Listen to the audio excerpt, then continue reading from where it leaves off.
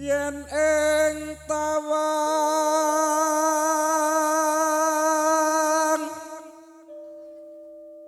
ana lintang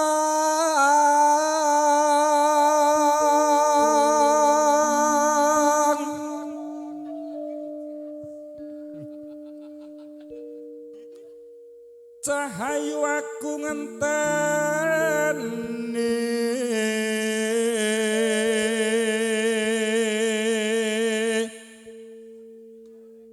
monggo lek Kidul Senen Pak Kembar dikomando sing enek dalan bar iki ya. Oke. Nah, mulih lunga nek ora nyawer bali ya lunga neh wae.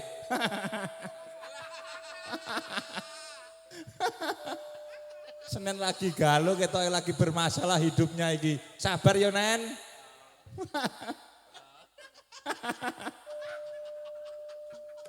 Tonggoku kene iki lucu-lucu kok Jawa tenan wis.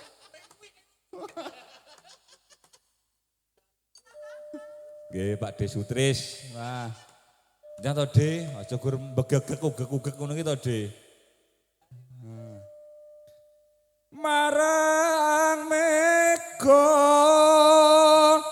engang koso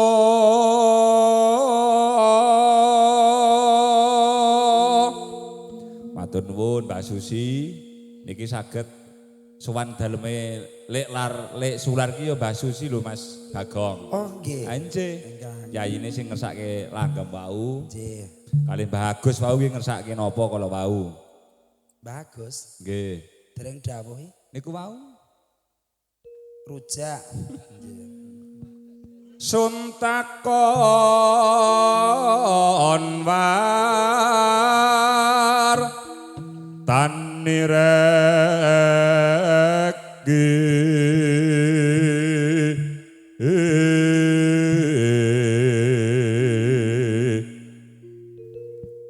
karo Mbah Sarti iki aku diutang 1.500 kurang rok kakak aja ditagih. Mbah Sarti iki mboke anu sing kagungan hajat iki diutang 1.000 ditekokke iki aku ki.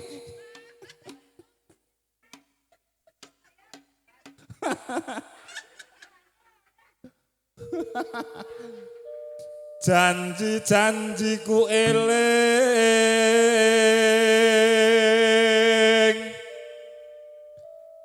Sumadotra sing tias ingsun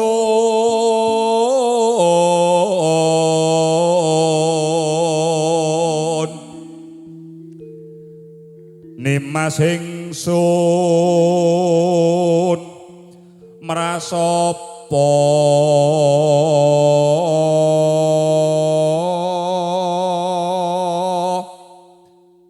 pokoke lek sular iki mau tak janji mambeng iki pokoke ora oleh sare karo mbok cilik ya engko nonton iki engko nek udan berarti ya mambengi kumpul nek ora udan berarti ya manut marang pangandikan ulun.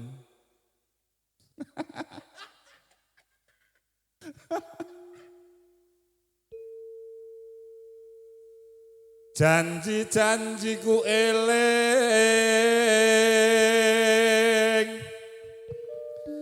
Sumadotra sing tias ingsun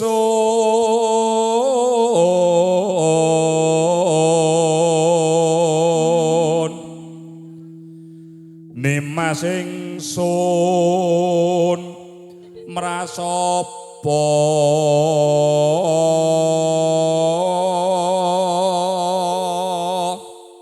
yo lek katino barang yo aja gur meneng wae ngono kuwi gek kepiye-piye ngono ta. Sinaksenan bumi langit.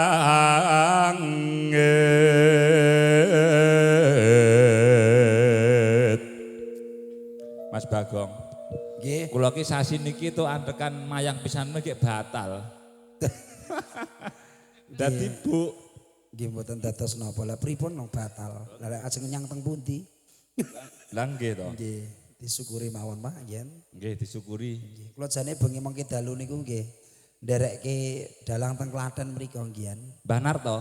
Nggih batal nggih dadi Oh. ora sida mangkat ya. Niki anu warga Bajang niku nek gadah pete-pete niku di SMS nih WA nih Mas Bagong niku rekai yo bangkrut. Pun bangkrut niki rega pun suda nika wis alah entek pit motor loro manter entek dipangani codot le nebas. Nggih, nggih. Tangis ing tias ngenteni padang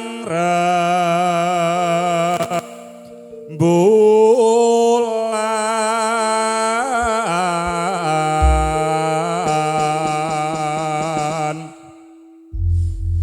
yen ing tawangon ana lintang cahayu aku ngenteni tekamu marang mega ing angkasa Mas sun takoke pawaratamu janji-janji aku eling wong ayu sumadot rasane ati lintang-lintang wiwi Mas tresnaku sundul wiyati dek semono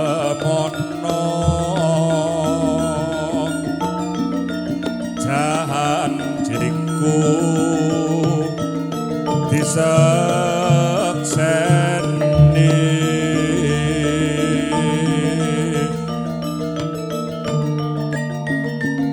mego karetika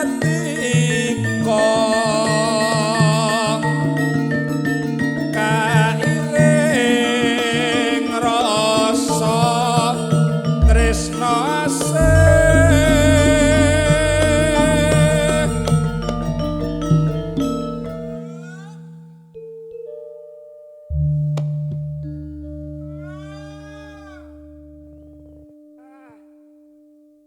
apa Mas Bagong? Boten sewanten jenengan elok ta lho Pak. Ngopi boten? Non Ngopi boten? derenge itu. Oh, anu matur Pak, mantan polisi niku. Mbah Darsono. Nggih. Ugi Wilujeng Makarya katur adi-adi kula Karang Taruna ya Mas. Nggih. Wah, jan- Wilujeng ngayahi jejibahan. Hebat-hebat. Matur sembah nuwun sampun disengkuyung hajatipun Pak Sular. Nah, Nggih dununge wong urip enten gunung nggih ngeten niki Mas Nggih, Bagong. nggih, laras. Ya sound sistemnya ya bergas.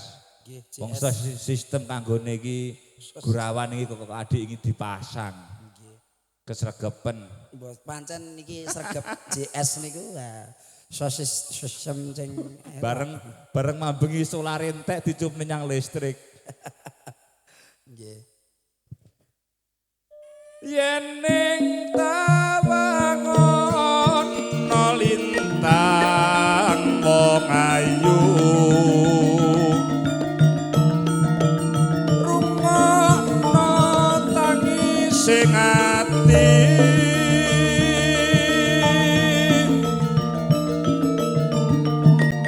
binarung swaraning ratri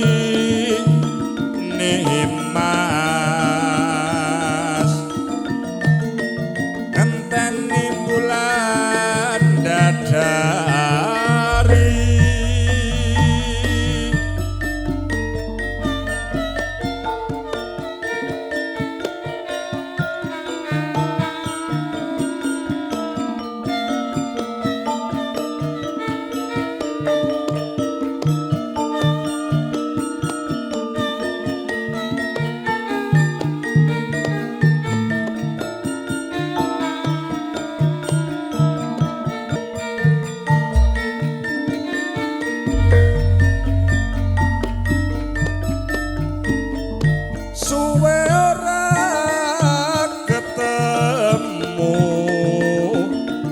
rahayu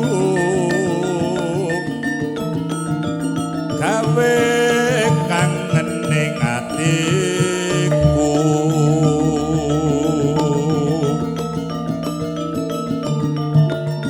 tak suwun rinten lan dalu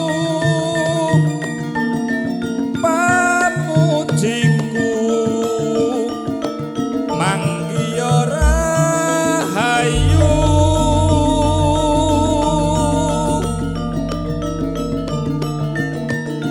lapiye genah-genahe ya kene tak anti-anti kabare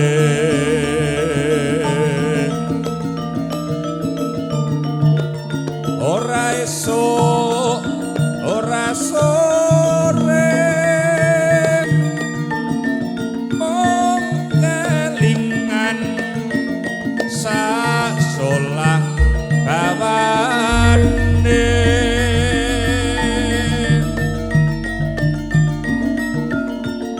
nadyan mung krungu swarane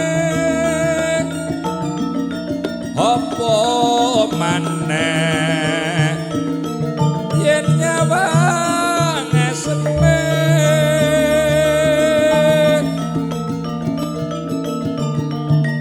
bebasan segoro madu kalah manis sing manis pancet esemu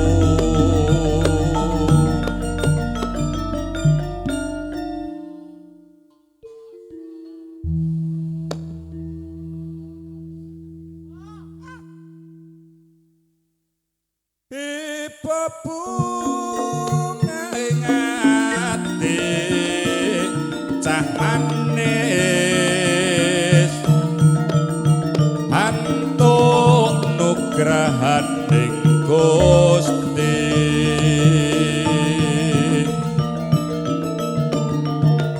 ora mung jroning impenku bisa nyanding sliramu cahayu